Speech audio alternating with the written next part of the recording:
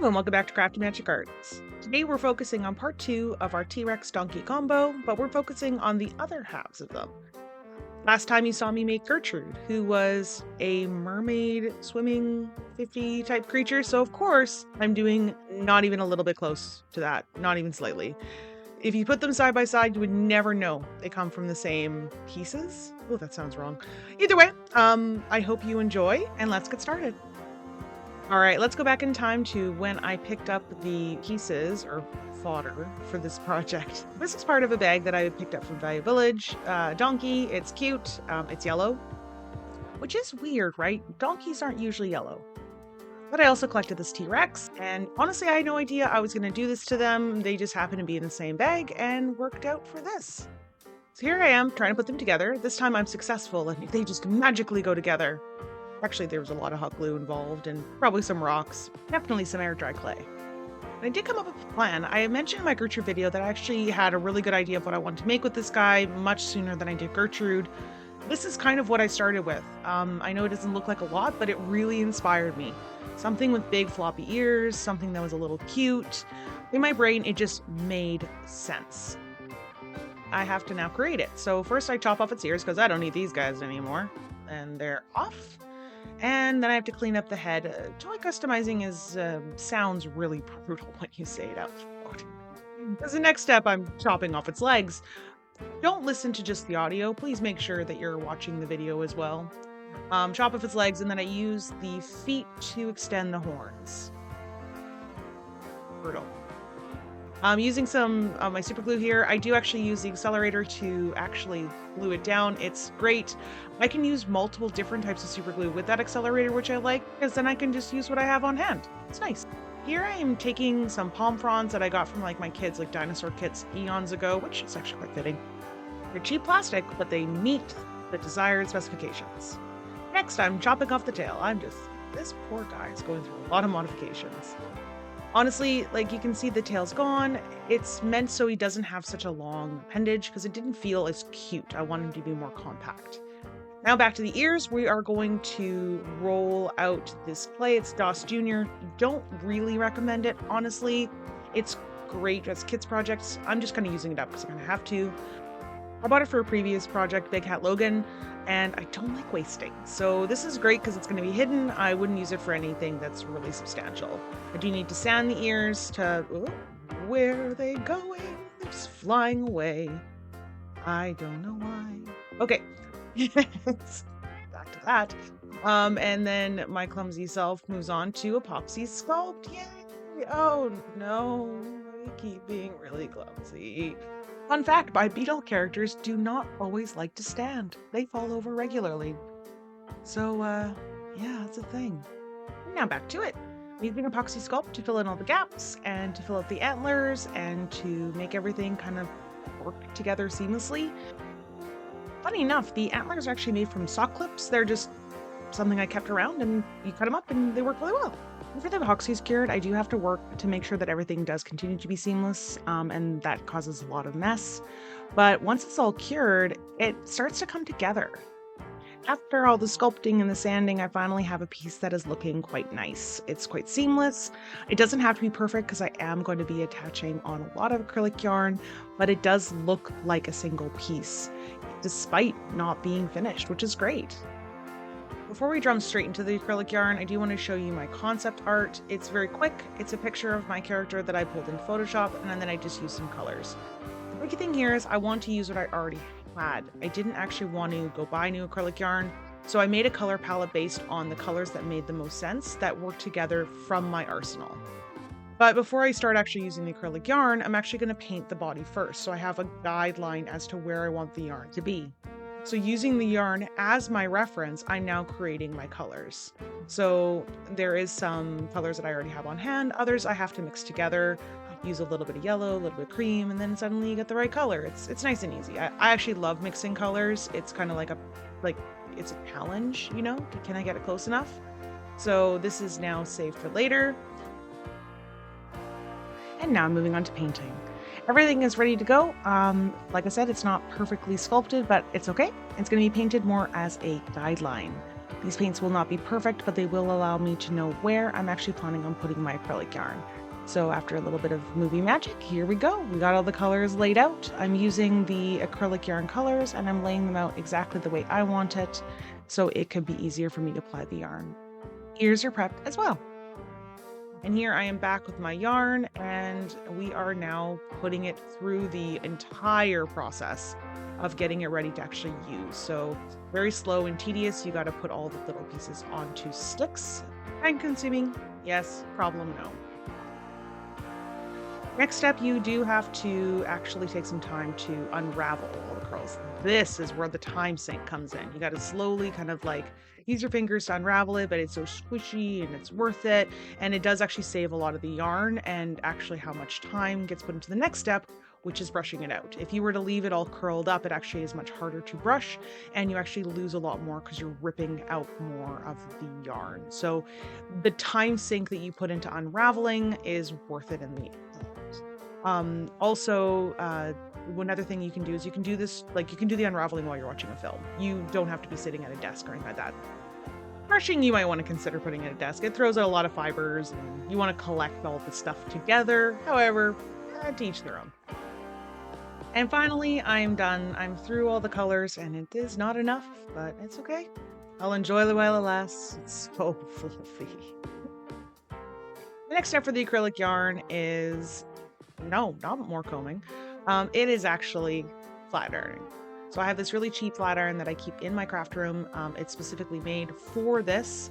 It's to make the yarn all silky and shiny.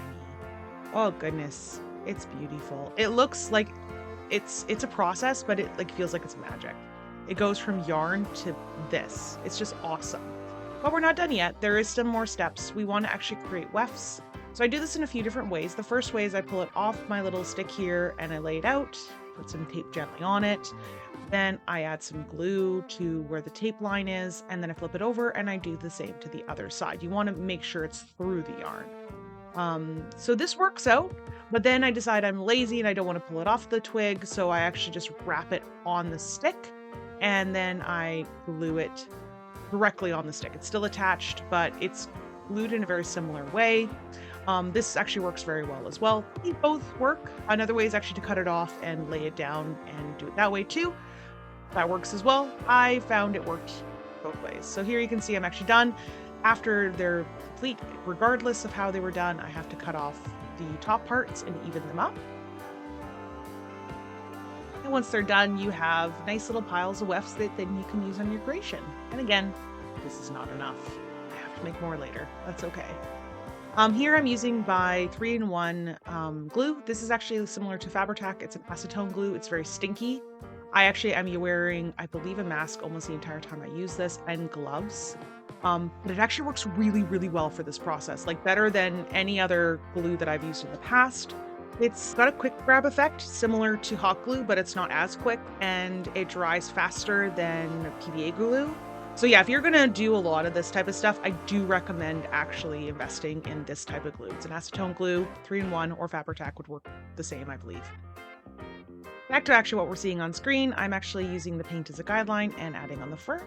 And then I get something like this.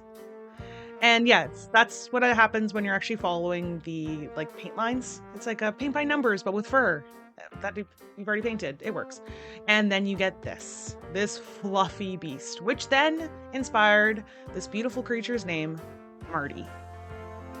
Marty is actually the nickname for my dog, Martin.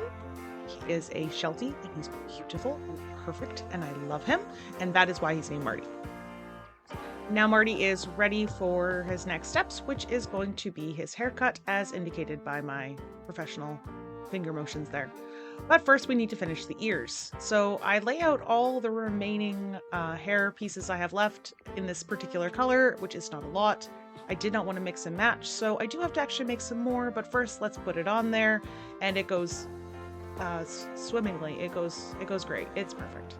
But then yeah, I do end up using up all that I have left on just a single ear, and it's not even a full ear, so it's time to pull out more yarn. And then, like magic, it just appears. It's done. As I said before, this does take a lot of yarn. It's totally worth it. I think I actually do dig into my arsenal of like old yarn that I hadn't used on other projects fully to like flesh this out a little bit more. But yeah, here we go. And now it's time for his trim. I do want to use scissors originally, but those did not work. So I actually switched to my husband's beard trimmers. I did get permission to use these, and I cleaned them thoroughly afterwards as well. This is easily the best way to get a good smooth transition on the upper part of the body, but I do have to switch to scissors when it comes to the more meticulous, like, cleaning up. I'm using my fabric scissors here instead of the hair scissors I have laying there. They actually did not work at all with this yarn. I think that they're too fine of fibers to actually get through. So yeah, here I'm messing up the fur because I want to make it really spiky so I can see the length and then use that as like kind of a guide. Really don't want to take off too much, and just taking the time, going slow, kind of revisiting and seeing if it's something you want. It's worth it. With the head, I was very slow, but honestly, I ended up cutting off a lot because it just works out better like that. He doesn't look like a chicken, so even though it's part T-Rex, it's not the look I'm going for. So here we go. We're still trimming. There's a lot of trimming. It's slow, but it's worth it. I also do the same with the ears. One of the ears end up much thicker than the other one. I guess I added more layers of fur. But with some delicate trimming, I'm able to make them look similar in the end. Now it's time to finally get onto the face. Yes, there's a face underneath all that fur. Here I'm using my watercolor pencils to outline the eyes and move all over the place. It's hard to follow. There isn't a lot of like distinct planning that I'm doing here. I just want to make sure that the face is well defined. I don't want it to get lost amongst all this fur. So I'm using different types of browns, some black, and I'm going back and forth to keep them as even as possible. I also am working on the mouth and the nose at the same time. I'm pulling in colors like gray as well to kind of make it similar to what you see on the body with the like gray color that's there. Using my sandpaper technique, I actually put a little bit of the color directly on the sandpaper to add the pigment directly using a brush. This is a powder pigment, not the wet pigment. Then I'm actually using my pastels here to pull it onto the piece as well. So I'm trying to make the face blend into the fur as well, which is not easy because there is a distinct line. I do actually go back and forth on this. I think I even do eventually use a little bit of paint, but I just really want to make it so it looks like it's part of it. The face is not just like a mask. Because it doesn't have fur on it, I don't want to stand out, but I do want it to be noticeable. It's a delicate balance. Here I'm using the pastels on the rest of the body, including the front feet and the back feet. And now I actually want to do additional coloring as well. So I'm using the sandpaper. This is how I like to get pigment. It's a good way to do it. And then I'm actually putting it directly on the fur. So while I do have like lines there, they're hard to see. So I'm kind of using some of the color to kind of pull them out and make them be a little bit more noticeable. Some colors work a little better than others. Yeah, and then other things I use is actually for blending. I blend the colors together instead of them having a really sharp line between. And I think it ended up working out well. So now I'm looking to see if the ears are ready to be put on. I'm playing around, and I think it's time to actually add them in. I really want these to stick, so I'm actually using super glue right into a hole that I created on the side of the head that I can shove the ears into. So I'm putting a big glob of super glue and then shoving the ears directly in there. It works really well. And finally, the ears are attached. I do actually add additional fur to kind of help hide them. I don't show it on the video, but it does help. And here I'm finally adding paint to the eyes. I didn't know what color to go with the eyes originally, but I decided to go with the burgundy. It is a color that complements the browns really well, but it's not samey. I didn't want to do brown eyes because I felt it would have been lost. And then I'm using some marker here, some permanent marker to outline the eyes so they kind of pop. And then also using that in the mouth.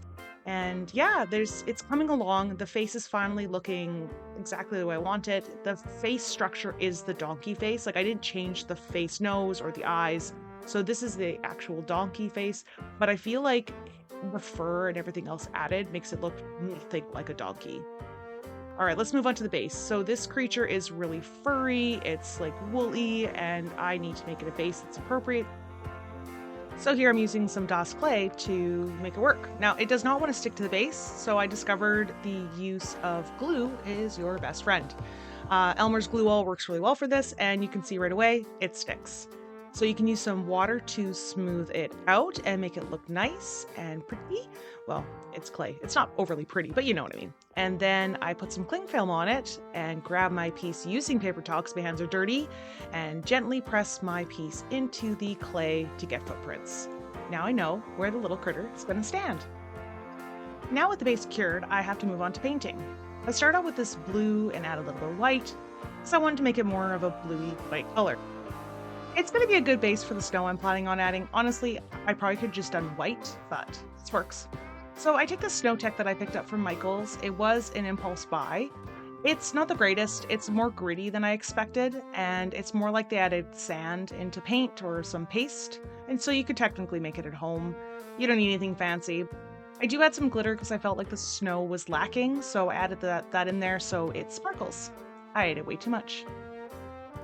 While the base is drying, let's move back onto the horns. I want to make sure they kind of shine, I guess.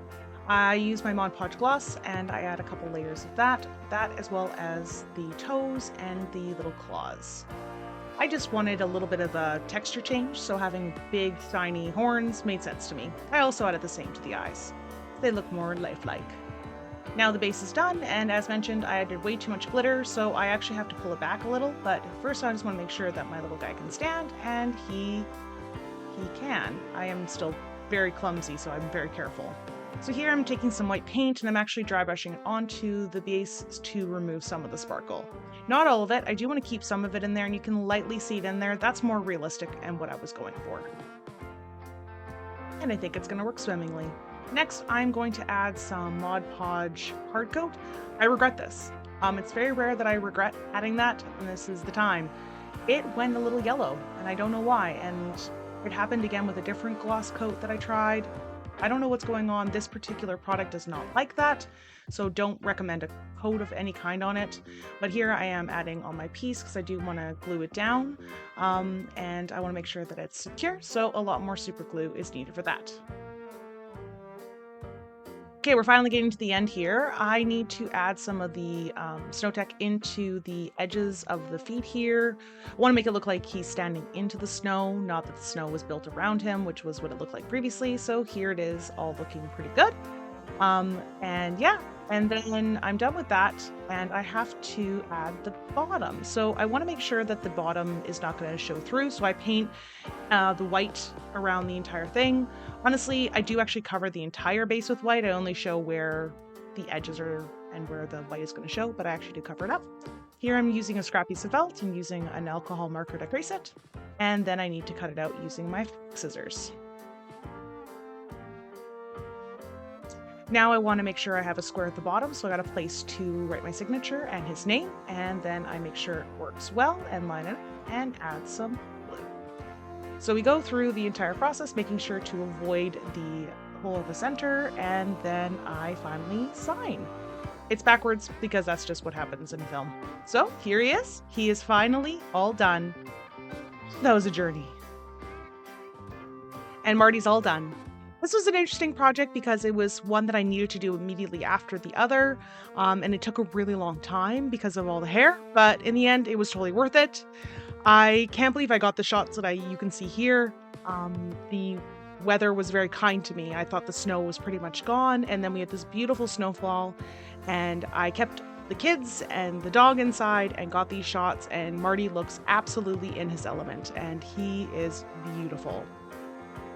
I hope you enjoy this as much as I did, and be sure to like, comment, share, and subscribe. Ring the bell notification, and look forward to the next one. Hope to see you there. Bye.